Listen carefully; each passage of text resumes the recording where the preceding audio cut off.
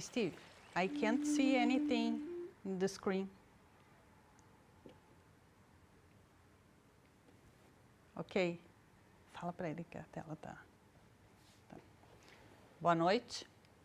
Estamos aqui no Brauer Spirit Society, mais uma vez, para trazer uma mensagem, um estudo a todos vocês. A nossa casa segue fechada, mas os trabalhos do mestre não param. Então eu convido vocês a fazermos uma oração para iniciarmos os trabalhos da noite.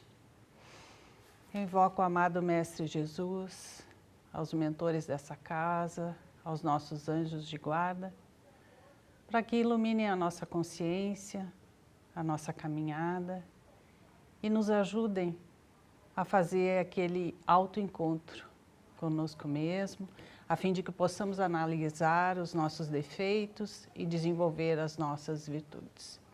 O melindre é um dos defeitos, por assim dizer, que nós temos que trabalhar.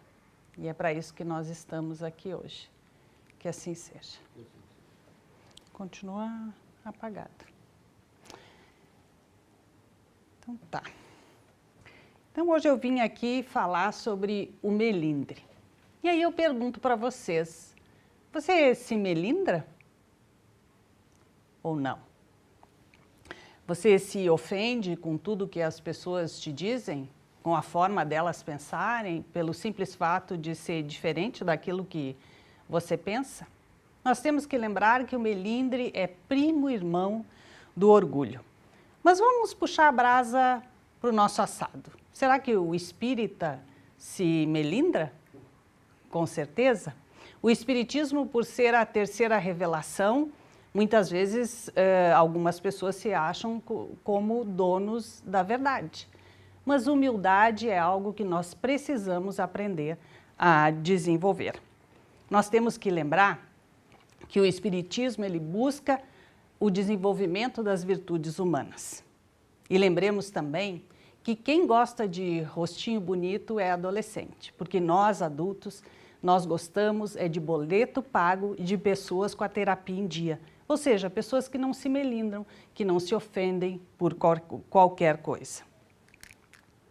Okay. É por isso que Hermance Dufour vem nos falar em escutando sentimentos. A informação, ela consola e instrui. Então, quando eu vou atrás de algo que alguém me diz, eu vou me instruir. E assim eu me consolo, eu não preciso me melindrar. A transformação liberta e moraliza, a informação impulsiona, a transformação descobre. Os informados pensam, os transformados criam. E é isso que nós temos que aprender a fazer. Nós temos que aprender a transformar aquilo que os outros nos dizem. Está indo rápido isso. Então, será que esta pessoa que eu procuro ser representa o meu verdadeiro eu superior? E aqui eu trago um exemplo. Você vai a um desses restaurantes badalados, daquele onde a comida mal suja o prato, mas afinal de contas você tem que ir porque todos estão comentando lá no Instagram. Porém, às vezes o prato que agrada aos olhos nem sempre é fácil de digerir. A verdade é que a sociedade nos impõe um ideal de perfeição. Nós passamos a vida na busca de novos desafios, de uma casa maior, um carro melhor, um emprego que pague mais, de um companheiro mais sexy. Mas será que a vida é só isso? Nós ficarmos seguindo um padrão e aderindo a crenças limitantes? Nós escolhemos um padrão a ser seguido porque é muito mais fácil pensar, não pensar, aliás, do que se auto-transformar. É muito mais fácil nós nos melindrarmos e ficarmos buscando justificativas para que não tenhamos que sair da nossa zona de conforto. Nós estamos tão cheios de justificativas que até parecem verdadeiras, mas que na verdade não nos fazem evoluir. Este caminho, o do desculpismo, ele pode durar muitos anos, até que aconteça o início do despertar da nossa consciência. Imagine que alguns anos depois, alguns diplomas, você descobre que na verdade não está no caminho da salvação, mas que você está enganando a si mesmo. Que não tem buscado o autodescobrimento, mas que tem tapado o sol com a peneira. Que continua seguindo os velhos ensinamentos e padrões de comportamento. Não é porque nós tivemos a educação X, a religião Y, que nós devemos continuar seguindo velhos padrões sem que haja uma análise disso, sem que nós olhemos para nós mesmos, a fim de que possamos desenvolver as virtudes e, consequentemente, evoluir. Se tudo na vida está em constante movimento, por que que nós insistimos em permanecer parados? É uma pergunta que cada um de nós deveria fazer. Às vezes, as pessoas ficam constantemente buscando justificativas, que na verdade, o que que elas não querem? Elas não querem olhar para dentro. Elas não querem reconhecer os seus defeitos e desenvolver as virtudes. Ok, eu sei que o seu pai, a sua mãe ou quem quer que tenha lhe criado fez o melhor que essa pessoa podia fazer pela sua vida. Lhe deu o melhor, mas não significa que não exista hoje uma melhor interpretação, que eu não posso olhar para mim e ver, olha, aqui eu estou errando, mas eu posso buscar fazer melhor. Então, esse está passando rápido. Você é responsável pela programação, você não é responsável pela programação que você recebeu na sua infância. Mas como adulto, você é 100% responsável por corrigi-la. Mas o que é o melindre? O melindre é a disposição para se ressentir, se ofender, é a suscetibilidade.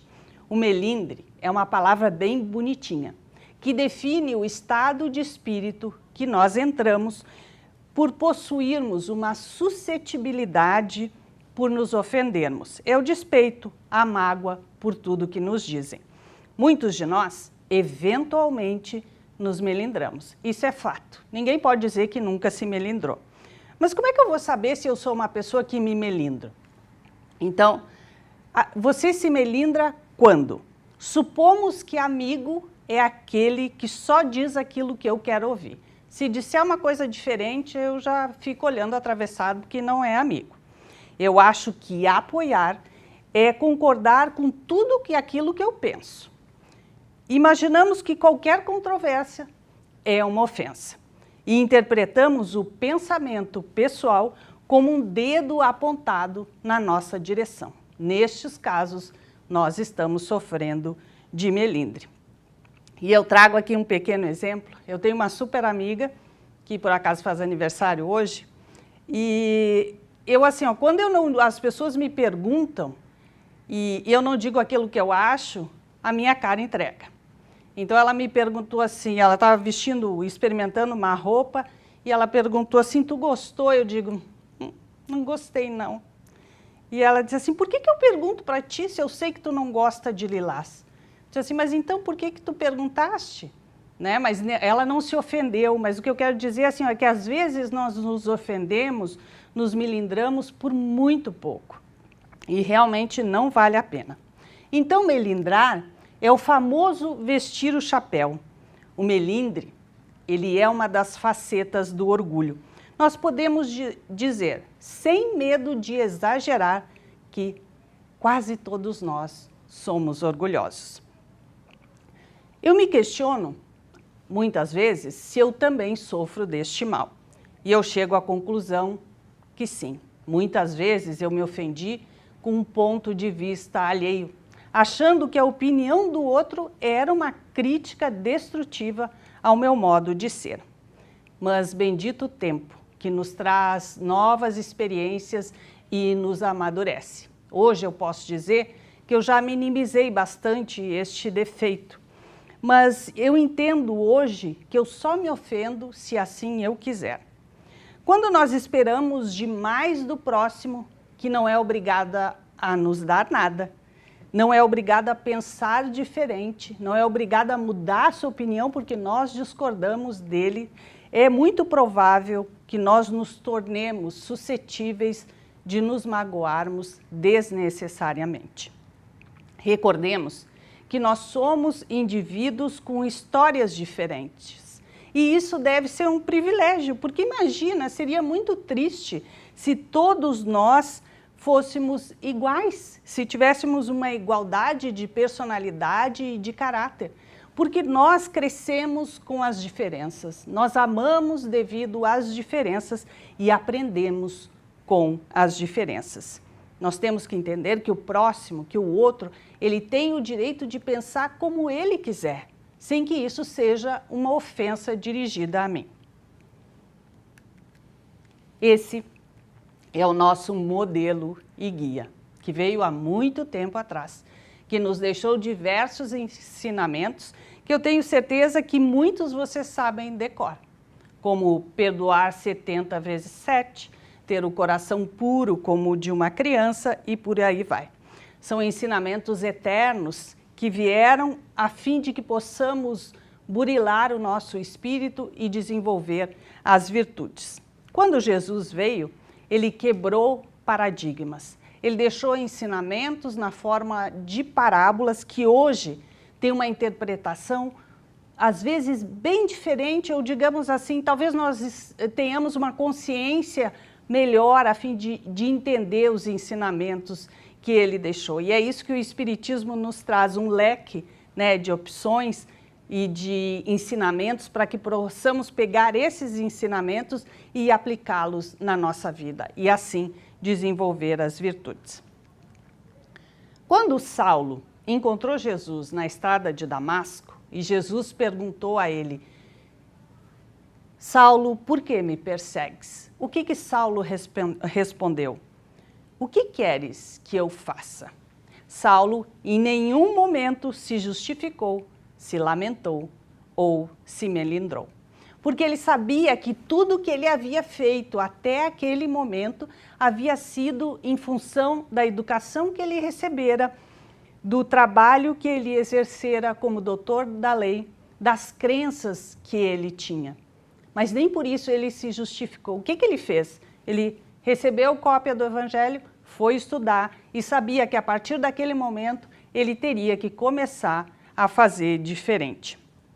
O que não significa que ele não tivesse errado mais, mas é aquela questão, eu erro, eu me corrijo e eu procuro não mais errar, sem ficar se justificando. É bem como ele disse, Senhor, o que queres que eu faça? Ele aproveitou o ensinamento e seguiu em frente.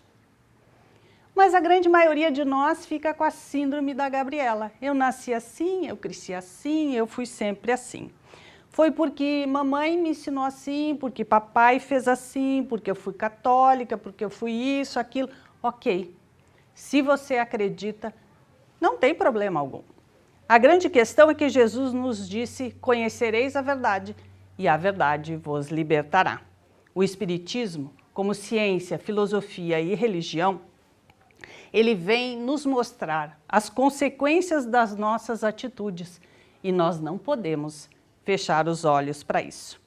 No Evangelho, capítulo 17, número 10, nos diz que muito se pedirá a quem muito foi dado, o que nos deixa sérias advertências de que já não podemos mais ficar colocando a culpa dos nossos velhos hábitos e crenças no nosso passado, nos nossos pais, nos nossos professores.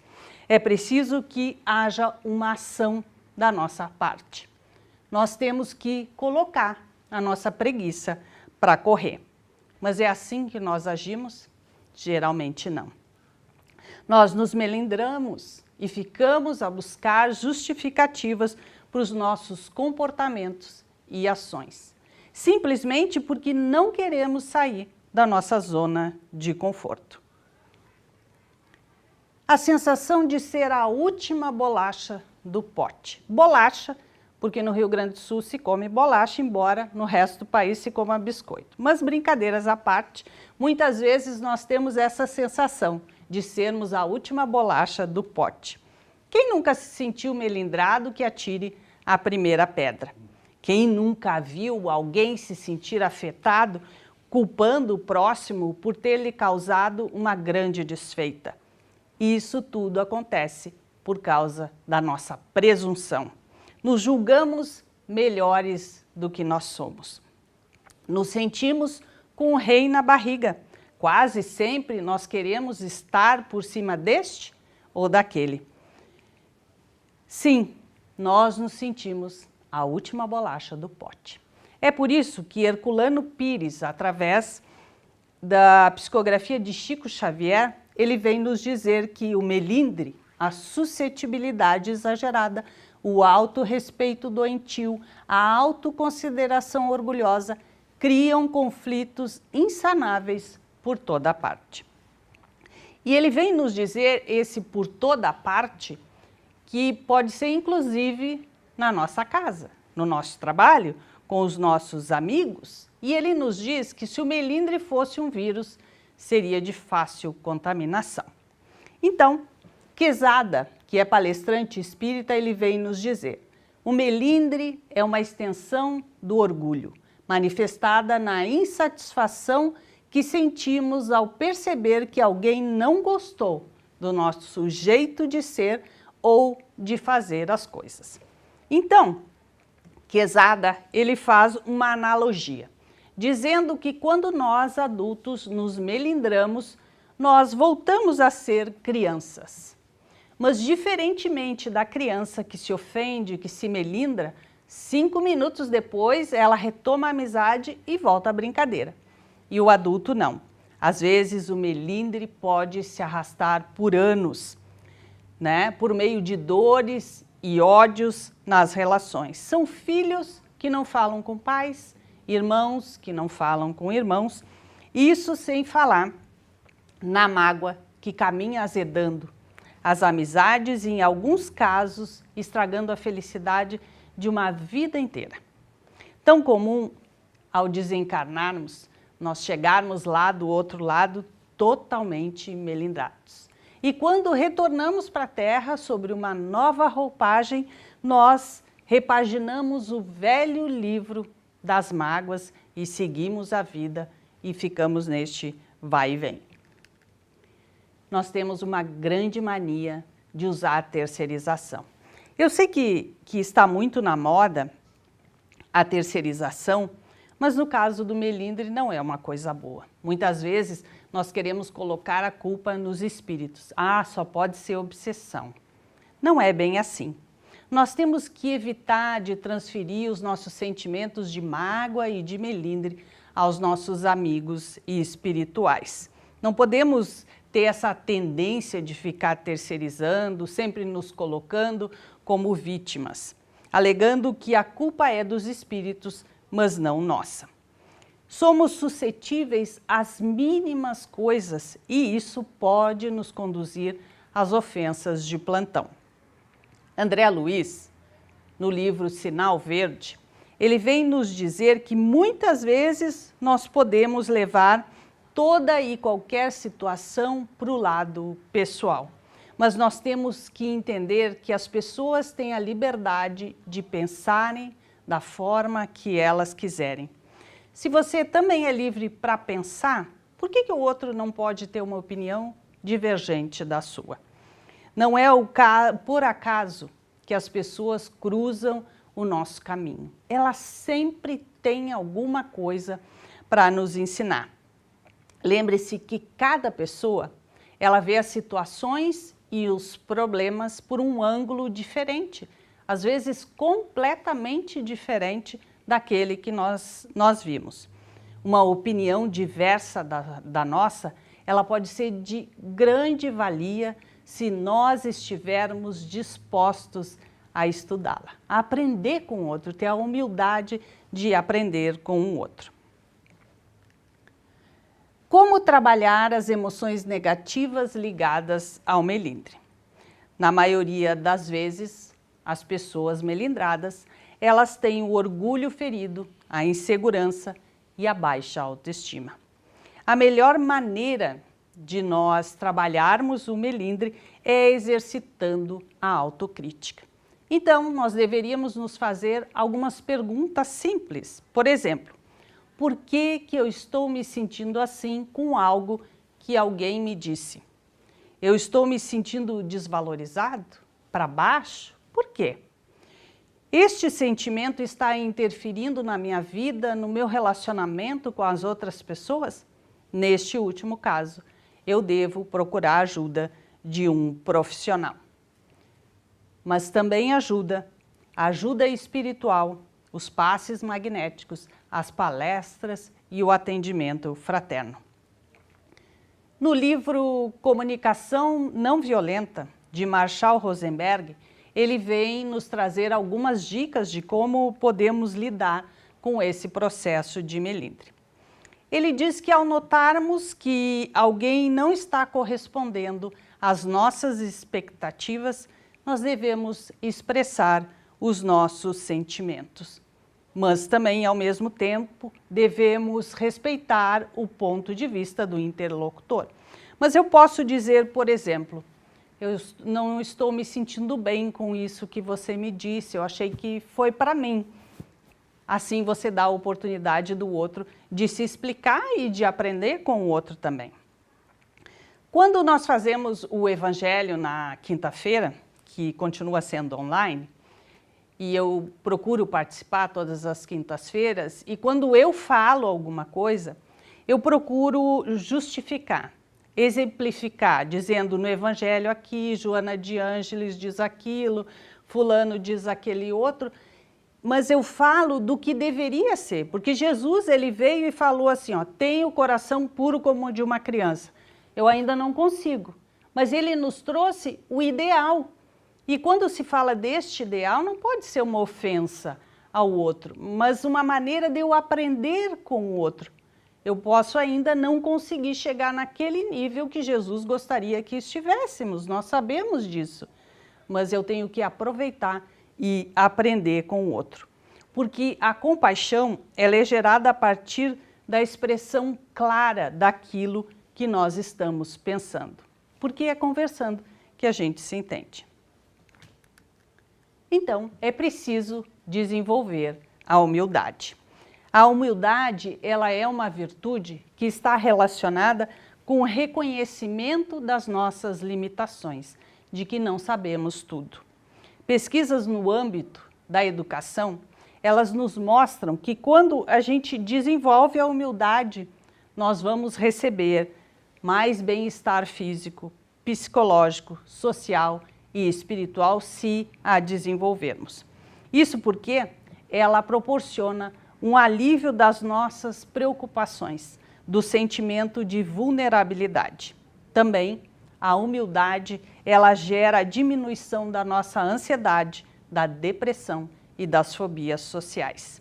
Afirmam os estudos que essa virtude está relacionada à sabedoria de que nós não sabemos tudo, que não possuímos todo o conhecimento.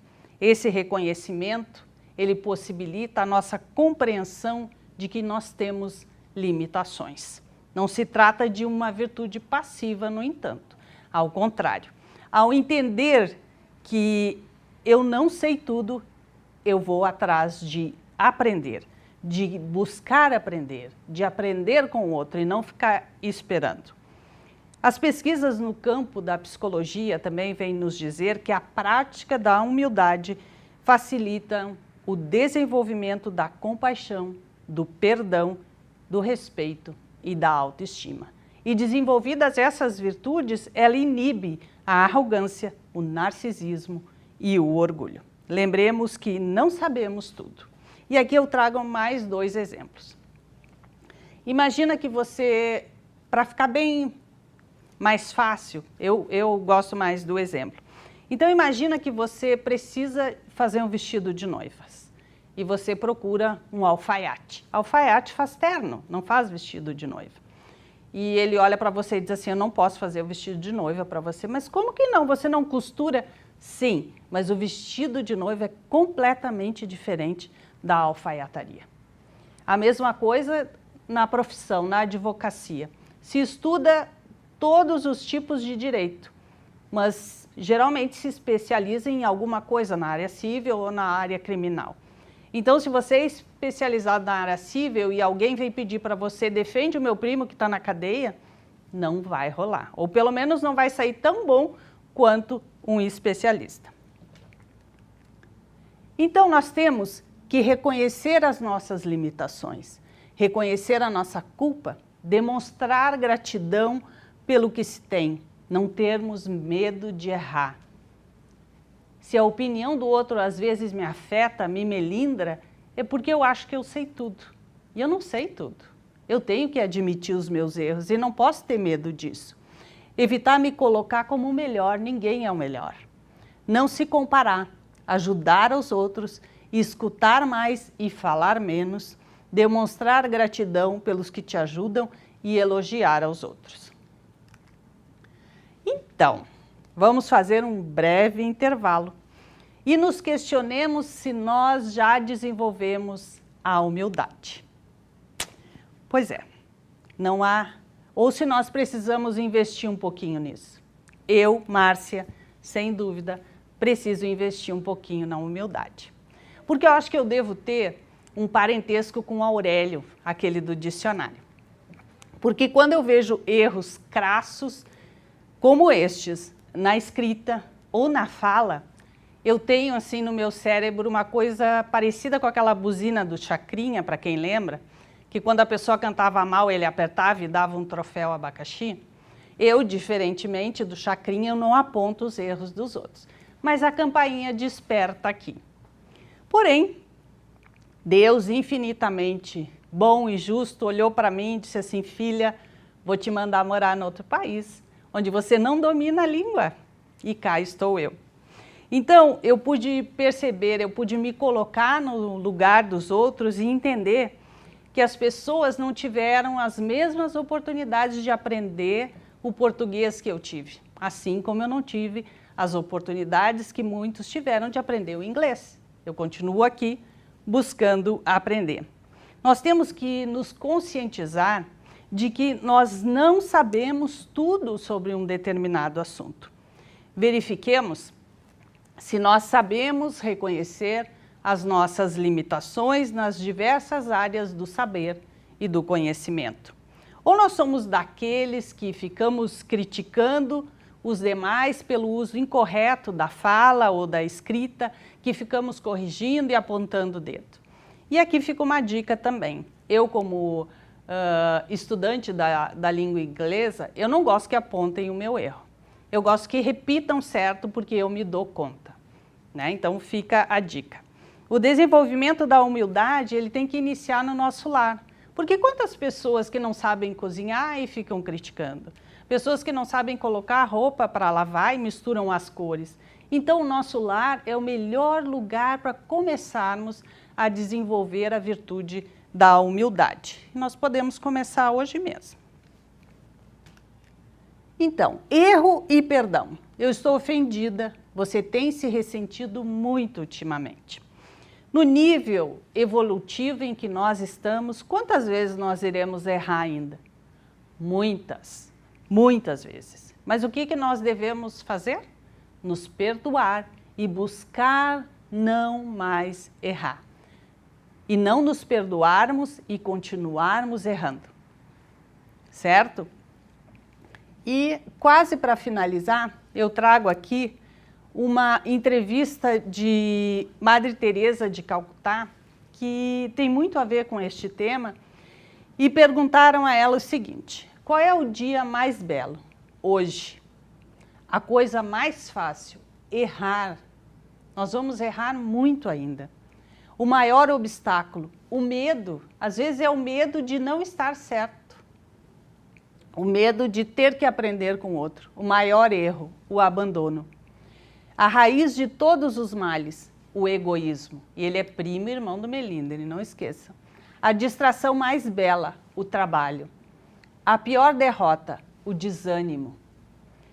Os melhores professores, as crianças. E eu não tenho dúvida absoluta disso. A primeira necessidade, comunicar-se, porque é conversando que nós nos entendemos. Se o outro lhe ofendeu de alguma maneira, converse. Às vezes você pode ter entendido errado. O que mais lhe faz feliz? Ser útil aos demais e ensinar é uma maneira de fazer isso. O maior mistério, a morte. O pior defeito, o mau humor. A pessoa mais perigosa, a mentirosa. O sentimento mais ruim, o rancor, a mágoa. O presente mais belo, o perdão, inclusive o perdão a si mesmo. O mais imprescindível, o lar, porque é lá onde nós começamos a aprender. A rota mais rápida, o caminho certo. A sensação mais agradável, a paz interior. A proteção efetiva, o sorriso. O melhor remédio, o otimismo. A maior satisfação, o dever cumprido. A força mais potente do mundo, a fé. As pessoas mais necessárias, os pais, e a mais bela de todas as coisas, o amor. Pois sem o amor não seria possível perdoar. Então, se você se melindrar, procura conversar. E para encerrar, então, eu trago aqui um livro de Bronnie Ware, com o meu inglês, não sei se é esse bem o sobrenome dela, mas ela escreveu esse livro, 5 arrependimentos no final da vida. Ela, como enfermeira, trabalhava com pacientes terminais e as coisas que mais apareciam quando as pessoas estavam no final da vida são esses 5 itens aqui. O primeiro, ter vivido a vida com base nas expectativas dos outros. Ela nos diz que a grande maioria das pessoas não realizou todos os seus sonhos. Quantas vezes nós deixamos de fazer uma coisa que nós queremos somente para agradar os outros? Quantas vezes que nós nos ofendemos ou concordamos com o outro somente para agradar? 2, ter trabalhado demais. Ela nos diz que para ter sucesso profissional não é preciso abandonar a família. Aí é que entra a humildade e a cooperação no nosso lar. 3, ter deixado de expressar os seus sentimentos. Isso é uma coisa que se tem falado muito aqui. Nós não expressamos os nossos sentimentos, sejam eles bons ou sejam ruins, né? Suprir sentimentos faz com que se acabe gerando doenças. Então, se for o caso de você se melindrar por alguma coisa, procura falar, fala dos seus sentimentos, diz, olha, eu acho que isso me afetou aqui ou ali, né? E a coisa acaba se resolvendo. Ter perdido o contato com os amigos, principalmente nessa época de pandemia, a gente vê quanta falta fazem os nossos amigos e 5 minutos no telefone não vai fazer mal a ninguém. E 5, não ter se permitido ser mais feliz. A felicidade é uma escolha. E aí é que eu digo, eu escolho me melindrar somente se eu assim o quiser. Porque cada um tem o direito de pensar como quiser. Então eu tenho que fazer como o André Luiz nos diz, aproveitar aquilo que o outro me disse e estudar. Talvez eu esteja completamente errada no meu ponto de vista e eu tenha a oportunidade, eu tenha a humildade de aproveitar e conseguir aprender com o que o outro está me ensinando. Então tenha coragem de fazer o que você deseja, de ser quem realmente você é e expressar os seus sentimentos. Muito obrigada. Vai passar os avisos. Yes. Okay.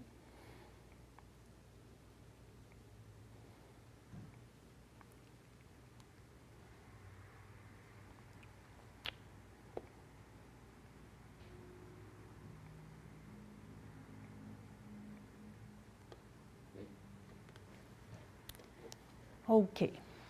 Vamos aos avisos, então. Nosso centro, infelizmente, continua fechado, a gente está com uma saudade danada, mas por enquanto não tem como. Nós continuamos com as nossas reuniões nas segundas-feiras às 8 da noite, aos sábados às 6h30 e às quartas às 8 da noite em inglês. O Evangelho no Lar continua na quinta-feira às 7 horas através do Zoom. Se vocês tiverem algum problema de acessar ou tiverem alguma dúvida, entre em contato com a casa. A gente continua muito bem, né? É uma delícia fazer aquele evangelho. Nas terças-feiras, às 6h30 da tarde, continua a meditação através do YouTube com a Cíntia. A nossa cantina continua funcionando, a nossa casa continua tendo que pagar as contas, então toda semana, no sábado, nós continuamos servindo jantar e esperamos por vocês. E o menu de hoje Hoje já foi, né? Hoje é nhoque. Né? O Yard Sale continua online, mas eles também estavam fazendo, né, uma vez por mês aqui aos sábados. Né, os avisos gerais. E é isso. Vamos fazer a nossa oração de encerramento, pedindo ao Mestre Jesus para que nos dê o discernimento, para que as nossas consciências estejam iluminadas, que possamos desenvolver mais a humildade e lembrar que o Pai nos deu o livre-arbítrio, que cada um tem o direito de pensar e de ser aquilo que quiser, sem que isso seja uma ofensa dirigida a nós. Que o amor do Cristo possa envolver a todos e todos aqueles que neste momento necessitam de amparo, possam ser amparados pelo nosso Mestre. Que tenhamos uma semana abençoada. Que assim seja.